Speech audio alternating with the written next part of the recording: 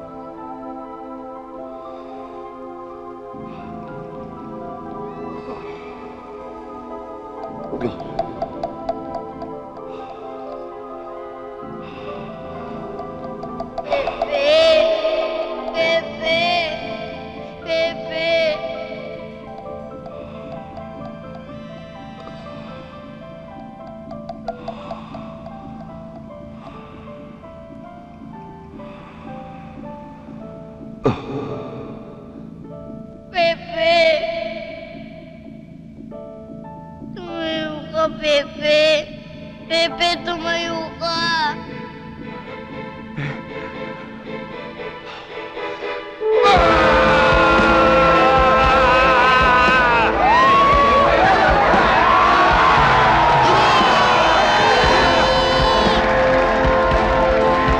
Panalo! Panalo ka anak! Panalo ka! Panalo! Talagang ikaw!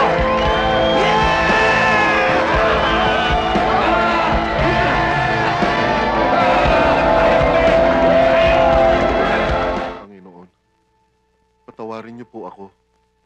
Nangangailangan po ako ng malaking halaga para po sa operasyon ng aking anak.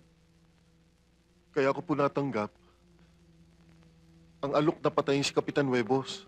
Pero hindi ko naman po siya napatay eh. Kaya lang ho nasisiguro ko na ako naman ang totodasin ng mga tauhan ni Norberto.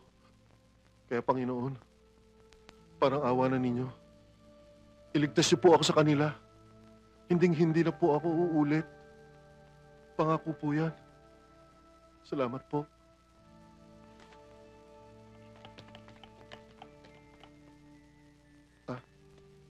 Siya nga pala, Panginoon. Iligtas niyo rin po ako kay Kapitan Huevos. Tsaka kung itutumba ko nun eh. Please lang po, Lord.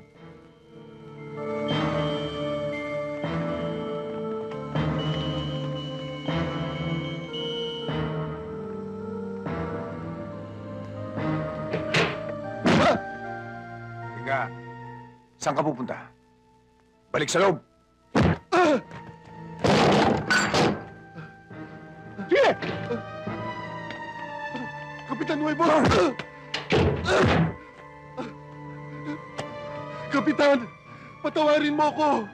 Maawa ka! Pinilit lang nila ako! Maawa ka sa akin! Sumumpa na nga ako sa Panginoon! Pati Panginoon, dinadamay mo sa... Kapitan! May asawa at anak ako! Kaya ko lang nagawa yon dahil may sakit ang aking anak! Maawa ka sa akin! Patawarin mo ako! Patatawarin kita. Kahit muntik mo na kayong patay mag-asawa. Pero magiging aso na kita. Teka. Hindi aso. Baka kagatin mo ako eh. Maamon tuta kaya?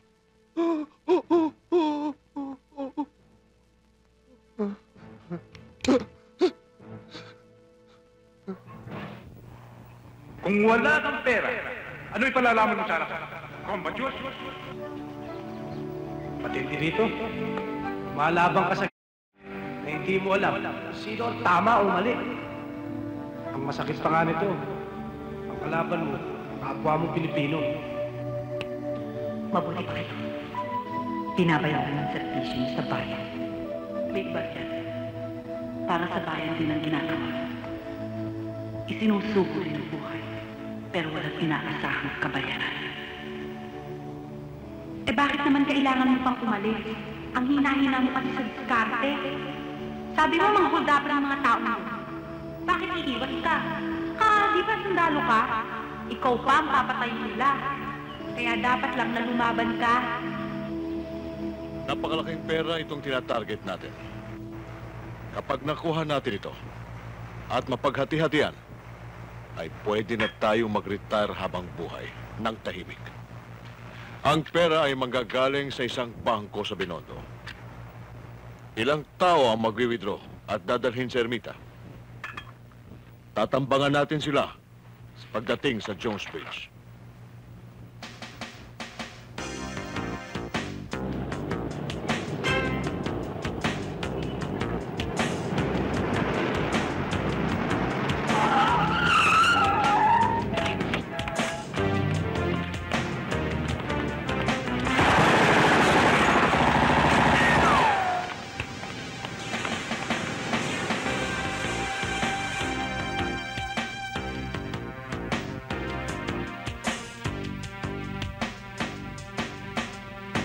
Salamat naman, nagbalik ka. Kumain ka na ba? Ipaghahain kita. May pagkain pa dyan. Wag na. Hindi naman ako magtatagal eh. Aalis ka na naman.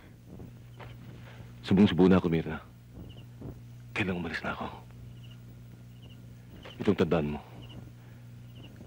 Kaya ako ginagawa lahat ng ito. Ay para bigyan ka ng magandang kinabukasan. Hindi talaga kita maintindihan. Kunin mo to.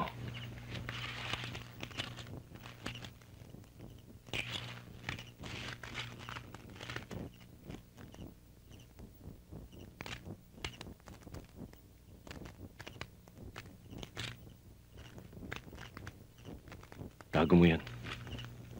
Pag nagipit ka, gamitin mo. Magtayo ka ng isang maliit na negosyo. Alis na ako.